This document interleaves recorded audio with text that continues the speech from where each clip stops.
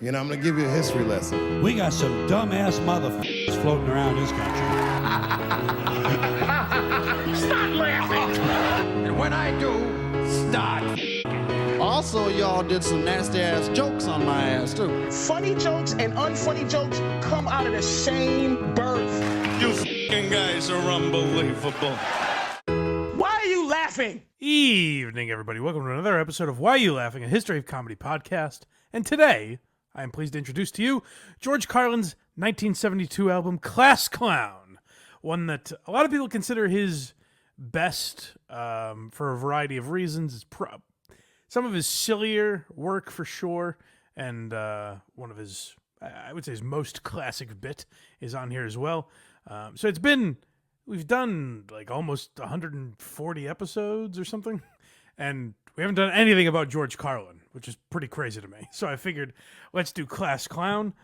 We've done Richard Pryor live on the Sunset Strip, so it's time for a Carlin episode. So I thought this would be an appropriate one. Hope you guys enjoy, and we will dive into it. But first, I want to tell you guys about blindmike.net, because that's where you get all the links, not just for this show, but for the Blind Mike Project, Who Are These Socials, the other podcasts that I do.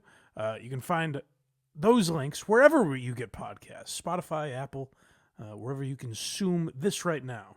You can also find our YouTube link as well. That's important, because apparently they tell me that if you like, comment, and subscribe, then the channel explodes. Crazy things happen if you do all of that. So make sure you do it, and more people will find this program. And then if you want early access and bonus content, you can also become a member on YouTube or Patreon.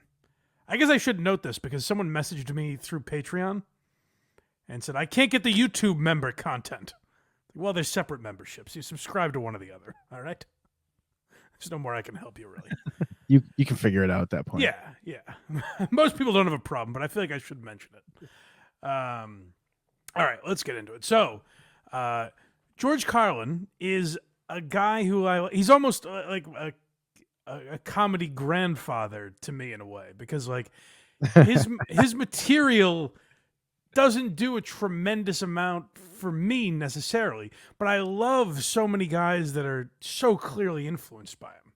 And it's such a wide-ranging group of people. Like, I think Louis is very clearly influenced by him. Dave Chappelle, very clearly influenced by him. But even someone like Bo Burnham, I think, is clearly influenced by Dave Chappelle. Jim Norton, Colin Quinn. A lot of my all-time favorites, so clearly influenced by George Carlin. So while his material doesn't resonate with me necessarily, it does in a major way, because I think he opened doors to so many guys and kind of laid out the blueprint. And some of that is Lenny Bruce as well, but I think Carlin had a big hand in laying out the blueprint for a lot of modern comedy. I was thinking about this too as I was listening to the album, that because I didn't grow up in this time, and I think that's a pivotal thing for comedy.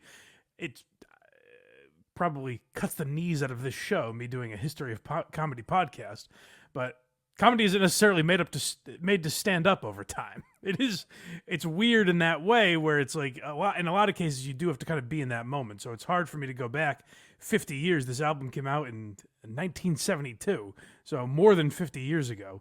And now to me it doesn't like hit me in the gut. But having said that, I'll say if you just made me judge Richard Pryor or George Carlin, because that's kind of almost the hack answer at this point, who are the two greatest ever, Pryor and Carlin. I enjoyed live on the Sunset Strip more than I enjoyed listening to Class Clown. But what's interesting about Class Clown and a lot of Carlin's other work is you do see, just like I said, the seedlings of what was just around the corner in comedy. And that's where I think Carlin was very important. So Class Clown is also kind of an interesting work, because it stands out as unique to me in this time, because it's sort of a theme. He kind of strays away from it at the end a little bit, but it is a theme. It holds true to the title throughout, where, certainly the first 20 minutes, and really the whole thing as it goes on, is about being a class clown. So it's not just the title, but let's get into it. Fun fact, I was the class clown in my class. But what a miserable school that must have been. I got prescribed Adderall right after voting. Just a dour. We got to go in to see if Craig can make us laugh today. What other wacky bits I got in my bag? Well, let's see. Let's see if Craig measures up to how George Carlin describes a class clown. People always want to know how you get started on this job. I guess they ask musicians too, and actors and everything, but they always want to know how you get started. They say, how did you get started? I say to you, did you always want to be a comedian? Well, not in the womb, but right after that, yes. I did. But class clown is when you really do get a chance to kind of work out, because the classroom is the best place. The classroom is best because, well, no one's allowed to laugh there. And suppressed laughter, is the easiest to get, the most fun. Like when you're kneeling in front of a casket.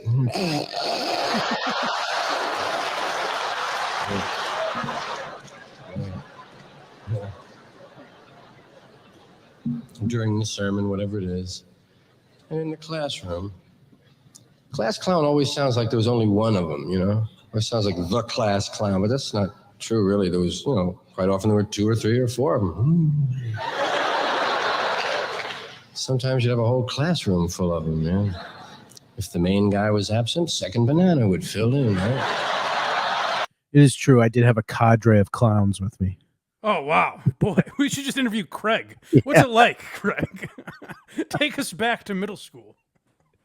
I mean, he's so right, though. That is the best time to laugh was in class when you weren't supposed to. Because, exactly. Because you weren't supposed to. And that's where you learn, I think through listening to a lot of comics where they all have such rich stories about their childhood and such, vivid memories, a lot of the stuff that happened in school.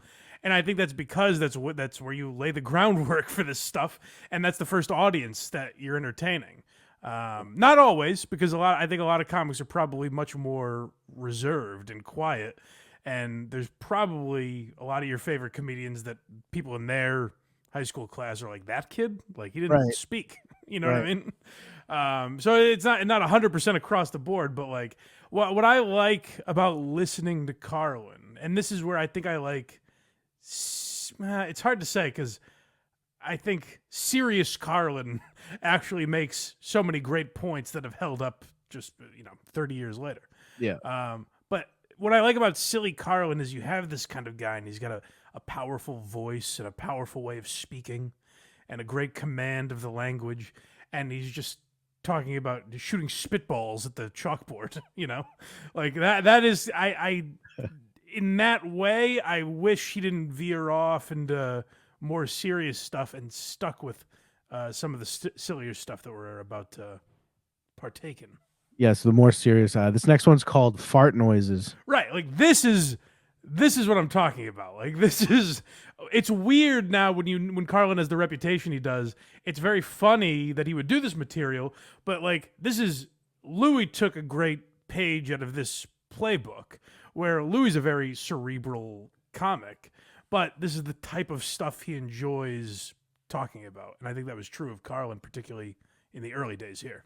Was the first guy to discover this, usually in gym class, right?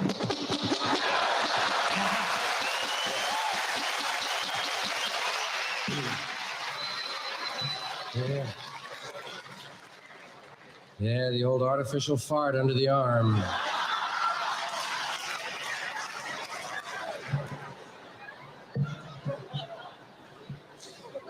Or as we called it in New York, The artificial fart under the arm! there were a lot of ways to make the fart sound when you were a kid. Remember you had this one too. And then the crook of your arm.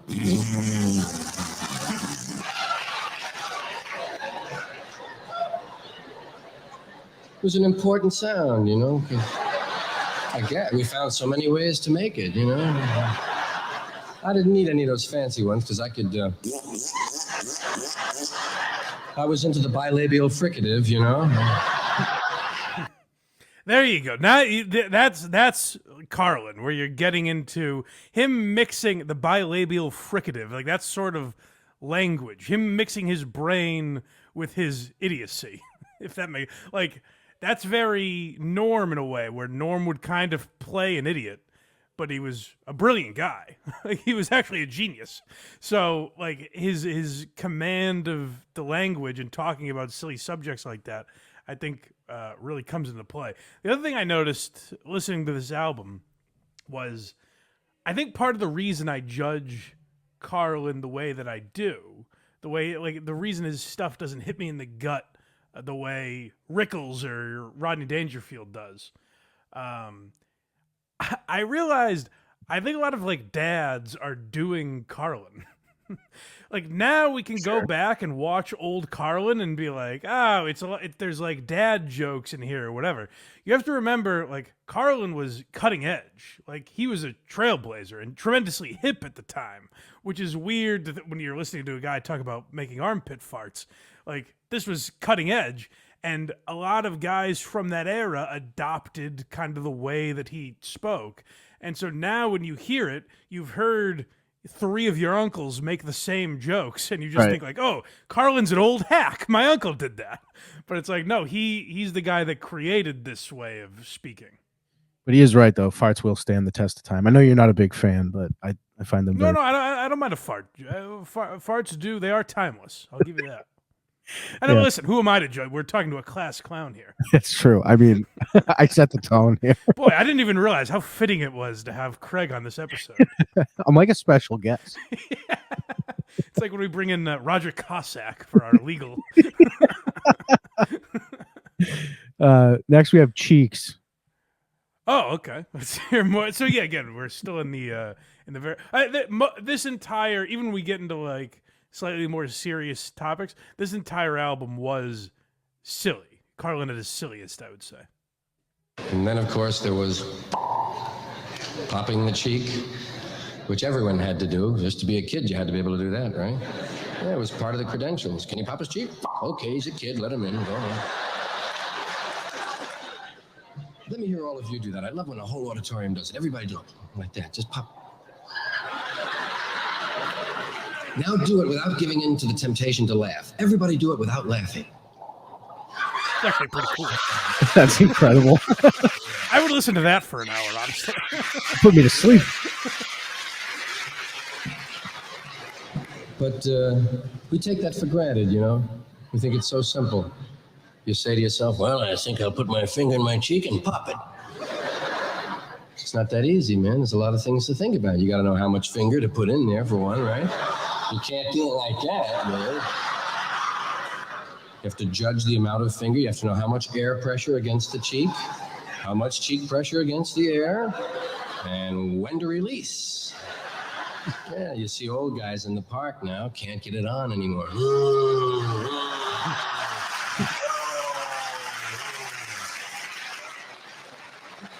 That's the first thing that goes on a class clown is I should test it. the cheeks, man. See if Craig still got it. Oh, nailed it. I'm Wow. still good. Still good. Look at this guy. Kids around the country are cracking up right now. Like riding a bike, dude. He really is a pro. Guys, look out under your seat for whoopee cushions when Craig is in the room. It's funny. He's like essentially doing the world's worst magic tricks. Yeah. Dude, that's awful bold to have the whole place do that and be like, all right, now behave the rest of the time. Well, it's also bold in the set, like knowing enough people could do that it would audibly. That's very interesting to me on a CD, well, an album at the time. Sorry, a record. To know that that's going to work back then, you know, like it's not the same technology that we have now. Like that's confident to be able to put that on the album. As I say that, another thing struck me in this is like, there are some physical moments that hopefully I left out of the clips, but there's some physical stuff that Carlin's doing. And that's not entirely rare in older albums with no visual element. Now, it means nothing to me as a blind man. I've adapted to this sort of living. But it's interesting, like, I wonder if that was at all a part of the thought process, or if they were just playing to the room and were like, the people at home will get it. Like, I wonder if that's something that occurred to them. But it does happen in a lot of albums where people are doing like kind of act outs or physical stuff that I guess if you're listening on a record player or later in your car or whatever, I guess you just figured it out. I don't know. Next, we have Knuckles. This is I'm serious when I say how like ridiculously silly it was. And what's interesting about Carlin doing this is, again, when you talk about of the time, you have to remember this is a much more straight-laced society, at least publicly. Like, goofing was kind of frowned upon. Now everyone's goofy all the time. Like, go on TikTok. People are doing ridiculous shit all the time. But, like, people were more buttoned up back then. And so this is Carlin really letting his hair down. I was, my specialty was knuckle cracking. I was into it on kind of an esoteric level, really. For instance, I could crack all 28 knuckles, 28 plus, actually. Only 28 are officially recognized by the Knuckle Institute. But you aficionados know that down at the ends of the fingers, you have a lot of multiples and repeaters. And if you wake up and think about it first thing in the morning, you can do 50 or more of them, man. A little more knuckle lore for you. The smaller the knuckle, the higher the pitch. Something we just don't stop to think about, For instance, this last knuckle on the pinky is the highest pitched knuckle. You'll hear it now.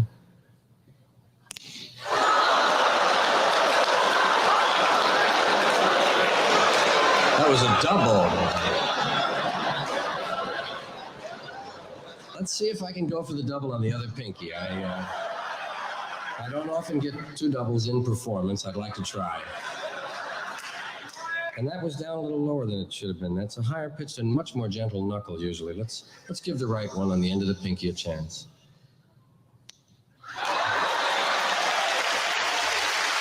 There's an element of this that does feel like if Carrot Top forgot his props or something, It's just like, all right, let me see if this noise works. do you guys like this? Two. Two doubles is far out, yeah. Dude, he's like class clown god. It kind of just seems like he's stoned and forgot he was doing an album. You guys are still here. But I'll tell you, I do think what enhances that type of bit is a guy like with Carlin's brain saying like, yeah, I think about it in a more esoteric level. Like that's much better than an idiot talking about it, I'd be like, yeah, this hand makes noises. Yeah. Look at me, I'm popping my knuckles. Next we got Fluids. Okay, this is him talking about grossing out the girls in his class. Cracking your knuckles was to make the girls sick. I mean, that's all you wanted to do when you were 9 or 10 was make the girls sick. If you could get Margaret Mary to throw up on her desk in the morning, you knew it would be a good day. You picked a squeamish girl, right? Margaret Mary was susceptible to the knuckles. Hey, Margaret Mary!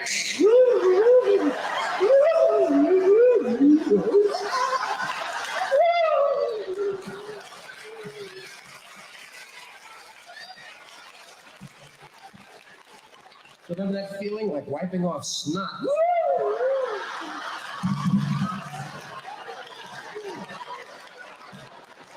Somebody else's.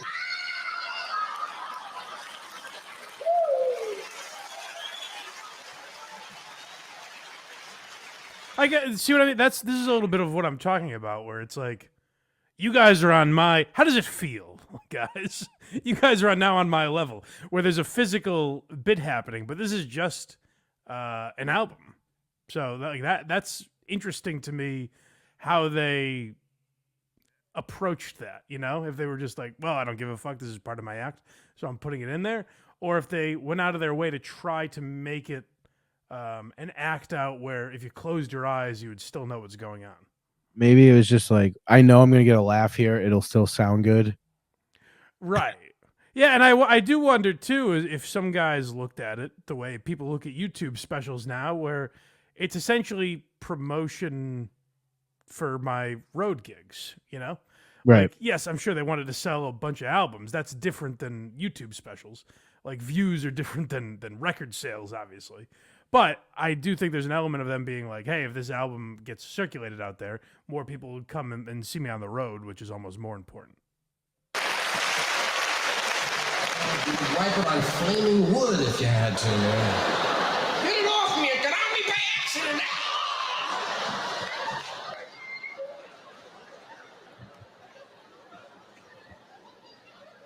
Because nobody really likes your bodily fluids, you know? That's true, unless you keep them to yourself. People don't want them. Really, think of it. Any fluids or semi-fluids that you secrete or excrete or whatever, people don't want to hear it, you know? Earwax, blood, sweat, get it out of here, man.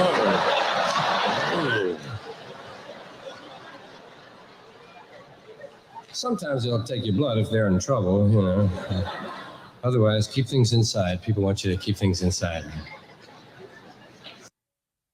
You hear too where like he has such a love for language and word. Letterman was like this too, where like just similarities in words or differences in words, I guess, fascinated him. And you hear it there when he's like secrete or excrete. That's like a prelude to like if someone could tell him then, George, just look out, because in 30 years you're going to be doing that for 40 minutes to open your special. I'm low down, but I'm downloaded. I'm uptown, downtown. I wonder why he had so many albums, dude. This one's all about 8th grade. It really like it is. I mean, like I think it's really all about kind of being a class clown in a way, but legitimately the first 20-25 minutes is specifically about this, literally being in middle school and making other kids laugh. And so that to me is kind of like a theme special that you see a little more now, but was pretty unique back then. Right. Next we have older Carlin. Yeah, so this is where to me, you start to see more of a glimpse of the guy that my generation knows, the guy that would, talk about politics and the government and society as a whole. The whole revolution is about values. Values of any kind, you know? What you'll do for $10, what you'll do with $10. Really, it's all comes down to values, what you value and how much. And often think of that, because you can buy anything in this country. The businessmen are the ones that really, kind of got the country where it is in both ways, in the positive and the negative, man. They did, the businessmen, because there's no morality in business. Just a ledger, keep it in the black. Show a profit, keep it in the black, keep it in the black. Never mind your soul, never mind the landscape, never mind the other guy, keep it in the black, keep it in the black, do what you can, keep it in the black. Business as usual going on. Big plywood up there, business as usual. Businessman did it. That's right, you can buy anything in this country, man. Anything you can think of. You can probably buy a left nostril inhaler if you look around long enough. With your state motto on it. Clothes in the dark, anything, man. If you nail together two things that have never been nailed together before, some schmuck will buy it from you, man. Yeah, give $1.50 for that. I think if we showed him the Trumpy trout that we talked about on the Blind Mike Project, he would be proven wrong. So, I guess I didn't nail that one. But that's where you see Carlin being ahead of his time. And what's interesting now is Carlin made so many great points that it's become, in modern times, hack to say the things that Carlin was saying. That's how brilliant and cutting edge I feel he was. Like a guy, I always use the example of Opie from the Opie and Anthony show, was like this. We're still in 2024. He'll talk politics. I'll be like, man, I'm from the Carlin school. I think all politicians are bad. And it's like, yeah. No, he said that 50 years ago. Have a thought. Have a unique thought now. He did it a long time ago. Expand on that, Yeah, but now everyone says that while endorsing somebody. Right. Well, sure. But and that, that's what's brilliant about Carlin too. We've said it a bunch on this show. But what's truly great and I think kind of lost in a lot of today's comedy is both sides will quote him now and use him as like a champion of their point, when were he alive today, he would have hated both people on each side using him as the argument for their talking points. Yeah, he'd run as a libertarian presidential candidate right now. Yeah, he probably would. I would have voted for him. Yeah, I would have to. That's neither here nor there. Next, we have novelty store. Oh yeah, so he kind of expands on this, but so he teeters on getting into some of his more like macro concepts throughout this special. Where like right there, you heard it. He's talking about business, but then he kind of reels it back in to being a class clown. Sell fake food, which really knocks me out. Got rubber hot dogs, plastic fried eggs. The ones I saw are made in Austria. Imagine that, imported plastic fried eggs. Wow. Plastic Swiss cheese. They have a little foam rubber sandwich with a bite missing from it. I often wonder how hungry people feel when they walk past, you know? Guys that don't have lunch money together, man. Going past the novelty store. Wow, I'd be salty. I'd be ready for a little trashing right away, you know? Start there. That's not the biggest insult. The biggest insult, however, is the fake vomit. Imagine that, artificial vomit. Wow. Some people can't scrape real vomit together, man.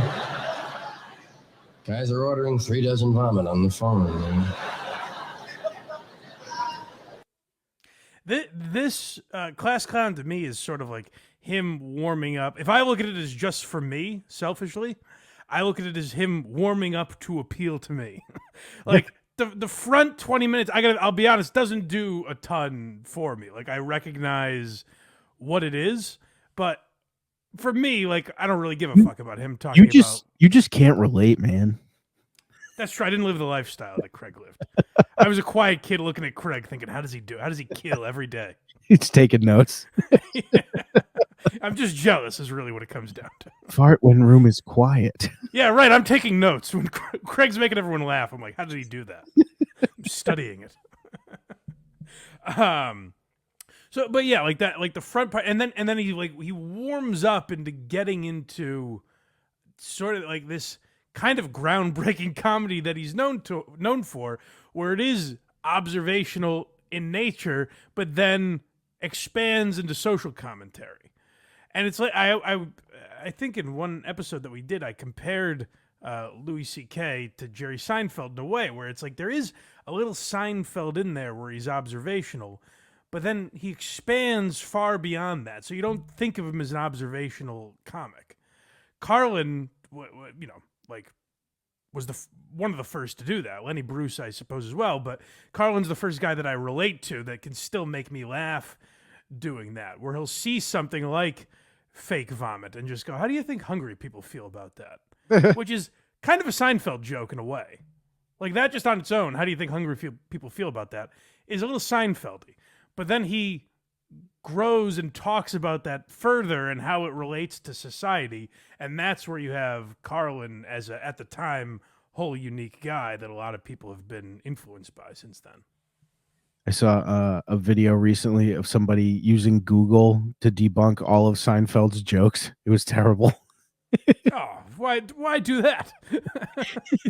No, it was like none of these jokes would happen if he was aware Google existed, because a lot of it's like, how many people are in blah, blah, blah. Like, you know, well, yeah, I mean, I don't know. I don't want to go down this road too long, but the classic thing is that everyone says the show Seinfeld would be gone, with the invention of cell phones, none of those episodes would happen. Oh, yeah. They can't get lost in the mall. Yeah, right. Next, we got religion. Okay, now I mean this is vintage Carlin. This is the Carlin. This is him, like he's sharpening a knife. He's like, you guys, you think this is good? Wait for the next 35 years. Yeah. Because that's what they taught us. It's what's in your mind that counts. Your intentions. That's how we'll judge you. What you want to do. Mortal sin had to be a grievous offense, sufficient reflection, and full consent of the will. You had to wanna. In fact, wanna was a sin all by itself. Thou shalt not wanna. If you woke up in the morning and you said, I'm going down to 42nd Street and commit a mortal sin, save your car fare. You did it, man. Absolutely. It was a sin for you to want to feel up Ellen. It was a sin for you to plan to feel up Ellen. It was a sin for you to figure out a place to feel up Ellen. It was a sin to take Ellen to the place to feel her up. It was a sin to try to feel her up, and it was a sin to feel her up. There was 6 sins in one feel, man.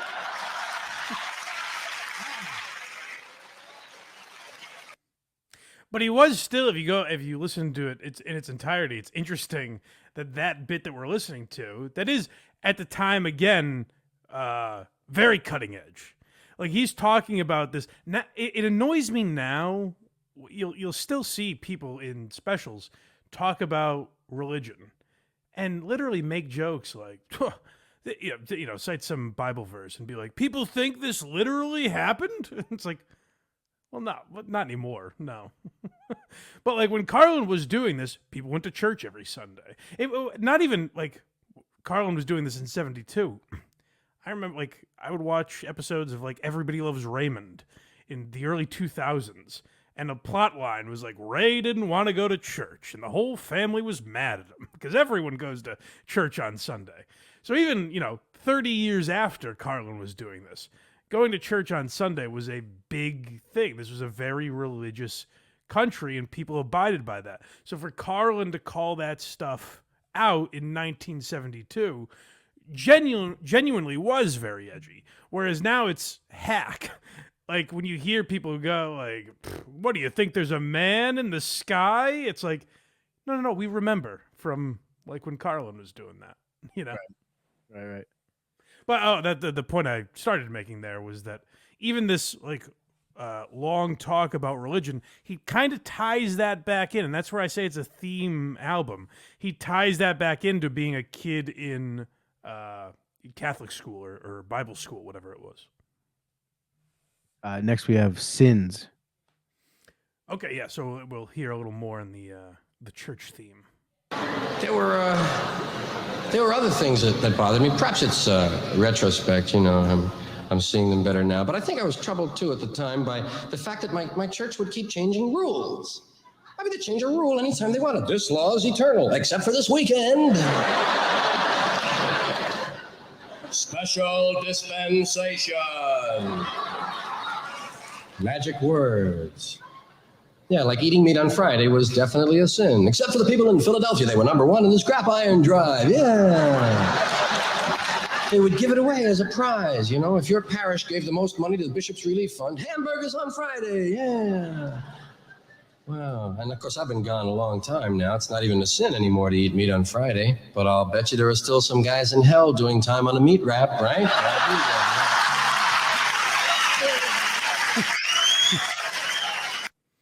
And again, it's interesting because you'll hear guys now do some form of that joke, but it's not fighting against anything. Whereas at this time, I would guarantee you Carlin was getting death threats for telling these jokes. Like, no doubt. Sure. But now 50 years later, people will be like, you take this stuff literally? And it's like, yeah, no, we know, like we've been through it. No one really cares anymore. But at the time, it was pure balls to not just do this in front of an audience, but then put it on an album for Atlantic Records and sell it to people, sell it to the American public that still avidly goes to church. Right. But a tone change here. He goes to Muhammad Ali. Oh, yeah, so this is at the time, obviously, Ali was dodging the draft. It was a big controversy in this country, and Carlin addresses it. This is really the only topical thing in this special or album, rather. Muhammad Ali, Muhammad Ali, Muhammad Ali. It's a nice musical name, Muhammad Ali. He's back at work again. He's being allowed to work once again, Muhammad Ali. He wasn't for a while, as you know. For about 3.5 years, they didn't let him work. Of course, he had an unusual job, beating people up.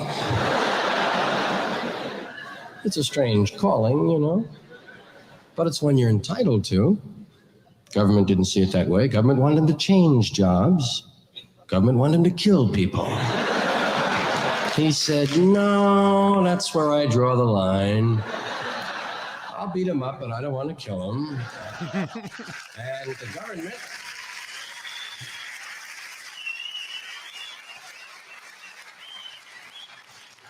The government said, well, if you won't kill them, we won't let you beat them up. That to me might be my favorite Carlin joke on this album, because I think we've lost a little of that today. Like, people forget when you're doing political commentary. Like, at this time, that was Carlin choosing a side in an argument. So there are people that could have listened to this and gone, this fucking hippie freak, well, fuck him, you know? Like, that it is polarizing politically to side with Muhammad Ali at the time. Yeah.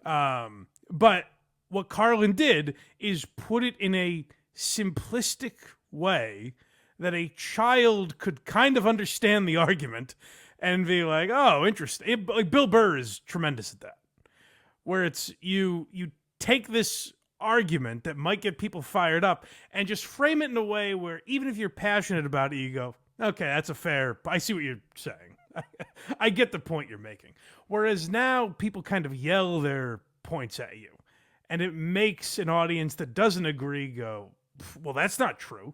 And then you dig your now you're angry at this guy for having a stance different than you. Whereas I think Burr is great at that. I think Louis is great at that. Where it's like they do let you know what their politics are, but it's not overwhelming. It's not enraging, you know? Not all the time. I'm referring to this joke. Oh, yeah. Okay. I was like, sometimes, like, he spawned so many comics I love, but also a ton that I'm just like, shut the fuck up. Like, well, but that's not what I'm talking about. Carlin, where I think Carlin was very good at that. And again, it probably not always true for him either. But I like jokes like that, where it is like you are taking a step. You know what a good example is Mulaney's Donald Trump joke, where he says there's a horse loose in a hospital. It's like you clearly, you know what his stance is, but he's not doing it in a way that is openly dividing the audience. You're like, oh, that's kind of a funny analogy, you know? Yeah, or even Shane, who's like, he'll talk about how awesome Trump is, but then be like, it would be so funny to see him get shot. Sure. And actually, that did happen. Wasn't that funny? Well, it was a powerful picture, though, I guess. It sure was. Craig just got us demonetized for no reason. That's fun. That's far enough in the video.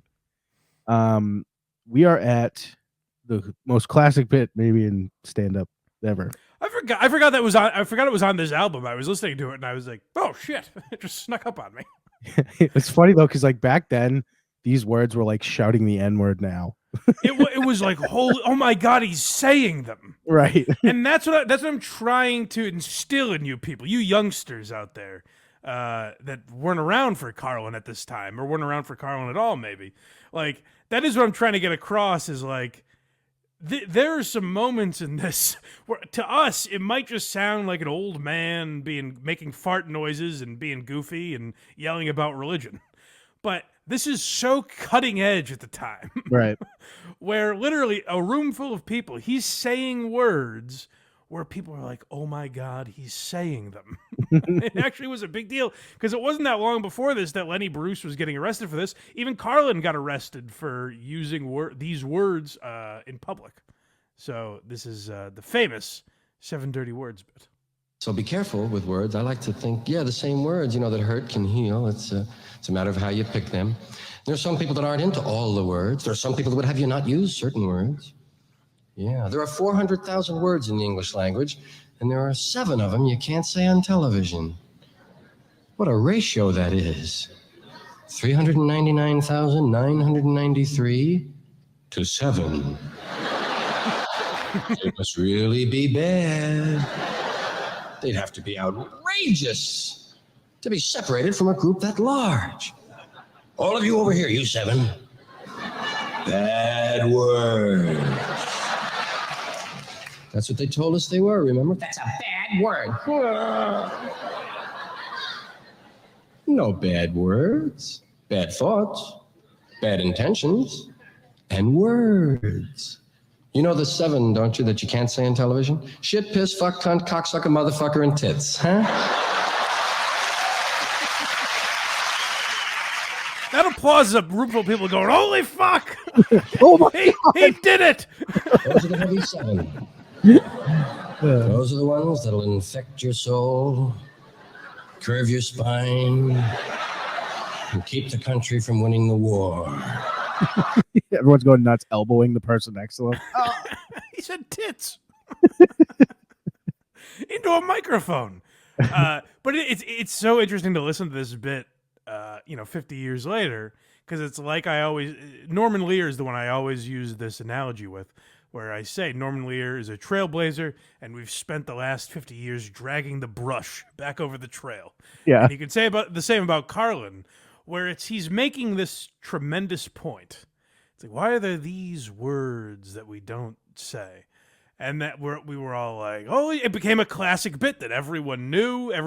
Even still today, if you're reaching for a comedy bit that everyone will know, it's pretty much Chris Rock's Black People versus N-Words or that. Right. Like, those are the two that people will know that bit by name. You don't even have to do the bit. You just have a name for it. Right.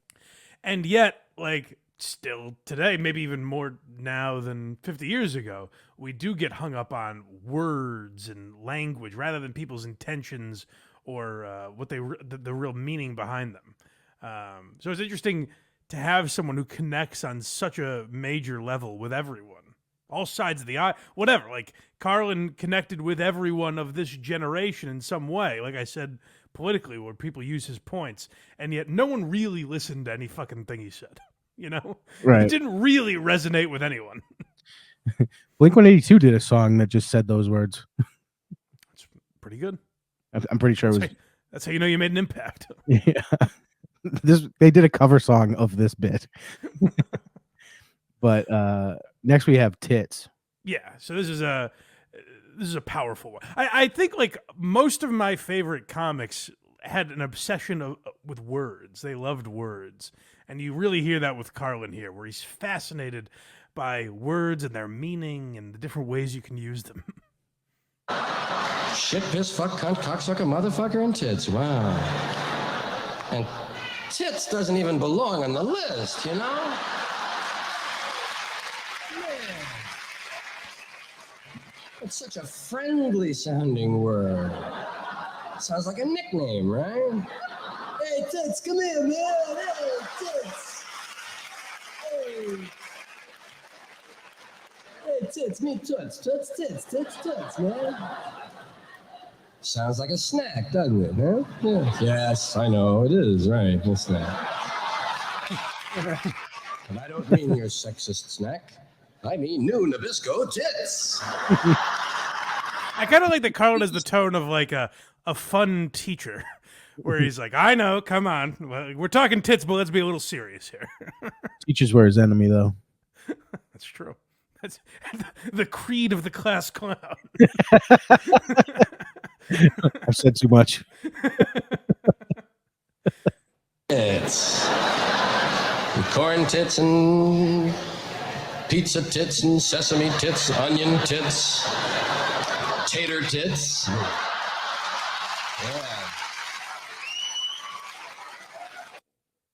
You have to really understand, like, again, to bring this back to, like, dad, like, this might just sound like your dad. I think I literally remember my dad saying, like, cheese tits, tater tits, like, quoting this bit. So it might just sound corny, but you have to remember, people are holding they're like, holy shit, this guy doesn't care. Yeah, he's saying all the words. Louis did that bit when he's like, I really hate the N-word, and then he says the thing, and he's like, because he's not talking about that. Right. That's like the equivalent. Right. Of what that was like back then. We were like, Jesus Christ. Right. He's doing it. This guy's going for it. But we are at our last clip. Yeah, so I believe we close on fuck here, of course. Oh, you think I'm getting us demonetized? Watch out. I'll go there, guys. And of course, the word fuck. The word fuck, I don't really, well, there's some more accidental humor. I don't really want to get into that now. Because I think it takes too long. But I do mean that. I mean, I think the word fuck is a very important word. It's the beginning of life, and yet it's a word we use to hurt one another quite often. And People much wiser than I have said, I'd rather have my son watch a film with two people making love than two people trying to kill one another. And I, of course, can agree. It's a great sentiment. I wish I knew who said it first, and I agree with that. But I'd like to take it a step further. I'd like to substitute the word fuck for the word kill in all those movie cliches we grew up with, right? Okay, Sheriff, we're gonna fuck you now.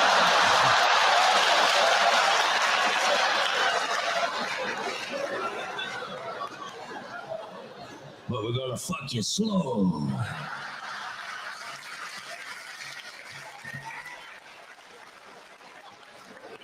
So maybe next year I'll have a whole fucking rap on that word. I hope so. There are two-way words. Those are the 7 you can never say on television. Under any circumstances, you just cannot say them. Ever, ever, ever, not even clinically. You cannot weave them in on the panel with Doc and Ed and Johnny. I mean, it's just impossible. Forget those 7. They're out. But there are some two-way words. There's double meaning words. Remember the ones you giggled at in 6th grade? And the cock crowed 3 times. Hey, the cock crowed 3 times. Hey! Hold on one second. I do like the idea of trying to slip cocksucker past Johnny and Ed McMahon on the Tonight Show. I like the idea of Johnny having to react to that. Oh my God. He's a real cocksucker, John. Oh my. But then again, so you saw this in Private Parts where Howard Stern played this game to get around the FCC, basically to fuck with the FCC, where he like the answer, like the question was blank a doodle do, and Robin would say, well, I've just like the boys, I've got cock, and that was a big. But it's like you have to remember at that time they're getting away with something, like they're being naughty, they're being, dare I say, class clowns, something Craig can respect. So that's what really is great about this is like at the time they're getting away with something. It might mean nothing to us, and that's because of guys like George Carlin. Well, we can say fuck as much as we want now, and all that really happens is YouTube gives me 30 less cents a video. Right. So, but like that's because of Carlin. We are so free with a lot of these words. Yeah.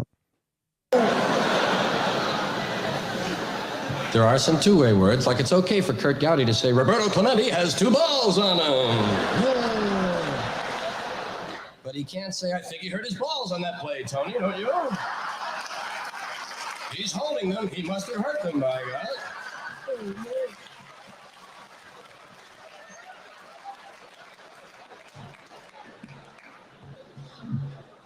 And the other two-way word that goes with that one is prick. It's okay if it happens to your finger. Yes, you can prick your finger, but don't finger your prick. No, no. So, this is not my favorite Carlin album, even. Like if you're just focusing on Carlin, this isn't my favorite. But I do think it's very important because it set up his ability to do a lot of the other stuff, I feel. Like a guy talking so openly like that. A guy who was also arrested for speech, the way Lenny Bruce was.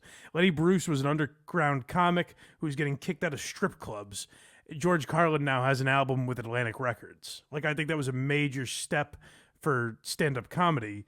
And, like, if you look now where we have all these guys who are, in some form, even if they don't know it, spawns of George Carlin, they're now arena acts and making millions and millions of dollars, and that's because of guys like Carlin laying this groundwork. So if you're talking like just funny, if you erased my knowledge of who they were and what they've done and what their body of material, and you just showed me the 2 specials we watched, Pryor and Carlin, if you just showed me Live on the Sunset Strip, I keep saying special, but you know what I mean, album, whatever.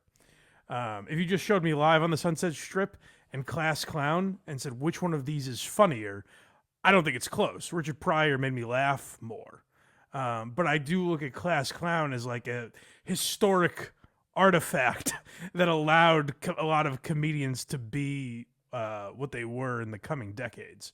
So that's how I look at a lot of Carlin stuff. I just think there's a lot of guys that made me laugh more. But I love so much about what he represented, if that makes sense. Yeah, and if you're like Mike and this wasn't your favorite Carlin special, there's 48 other ones to choose from. Do you have a favorite Carlin? No, I'm the same with you. He never really did it for me. Yeah, like I liked a lot. It's to be honest, it's kind of how I think of Chappelle now. Yes, Where I'm like, I love listening to him. I can listen to him speak all day. correct. I'm not grabbing my gut and rolling on the floor by any means. Right, like But I find him to be a very powerful and interesting speaker. It just doesn't, Shane Gillis makes me giggle more, right, like Gaffigan does more for me than Right. Carlin does. Yeah, I'm trying to think of like Emo Phillips. I might get more laughs out of because he's a silly man. But like, I just respect the shit out of what Carlin did. Right, because a lot of Carlin, I'll listen to it and be like, "Oh wow, yeah." Yes. Yeah. That's Exactly. my reaction to it. Oh Yeah. yeah, There's two schools of thought on Carlin, and I don't know that I agree with either. One school of thought is he's like undoubtedly the greatest stand-up who ever lived, and I don't know that I agree with that. And the other school of thought is he was just an old crank, an old like radical hippie. Fuck him, and I don't agree with that either. I think he was massively important to the art of stand-up, and I think he, like I said, I look at him as the comedy grandfather to my generation because a lot of the guys that we like and look up to come directly from him. So yeah. He's more like a motivational speaker with a few laughs in there. he's if you're judging him on motivational speaking, he's the greatest. Unbelievable. Like this guy's hilarious. Yeah, if this guy's speaking at your work conference, you're pumped. He's crushing. I mean, he crushed as a comic too, obviously, but you know what I mean. Yeah. All right, so yeah, let me know. Let me know in the comments if you agree. Were we too hard on Carlin? Not hard enough. What do you guys think? But let me know your thoughts on Class Clown. And suggest any other Carlin albums or specials we should do. If you're like, hey, I know, I get why you started with Class Clown, but this is a much better format for this show. Suggest any other Carlin that maybe we'll do down the road. And the best way to reach out to me is by going to blindmike.net because you can find every gosh darn link right there. Wherever you get podcasts, our social media, you can follow us wherever. Message me on Twitter or Instagram. I'll usually respond. Or message me through Patreon. If you want to become a member on Patreon or YouTube for as little as $5 a month, you get early access and bonus content. You could have had this George Carlin episode a couple weeks ago, I think, is how it would line up. So make sure you get on there if you want early Why You Laughings, as well as all the other bonus stuff that we do. I appreciate you guys supporting the show. Like, comment, subscribe if you'd be so kind. Also go to verygoodshow.org, which may exist. I don't even fucking know. Attaboy. I think it exists. Well, it's in spirit. Guys, that's how much of a class clown this guy is. He doesn't care. He didn't do his homework, this Craig. Yeah. Homework's fucking stupid. Yeah. Tell the teacher to go screw. Pound sand. Yeah. All right, guys. Thanks for watching. Thanks for supporting the show. And we will talk to you next time on Why Are You Laughing? Zip it up and zip it out.